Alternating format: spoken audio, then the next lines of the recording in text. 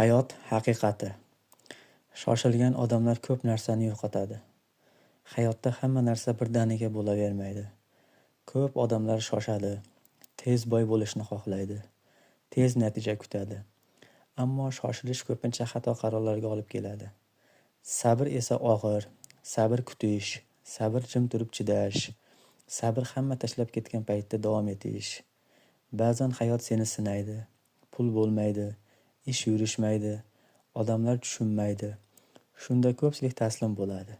Lekin sabr qilgan odam shu joyda yutadi.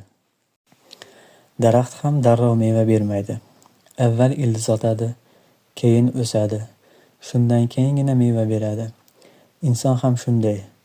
Agar sen bugun qiynalayotgan bo'lsang, bu yutqazayotganing emas, bu tayyorlanayotganingdir.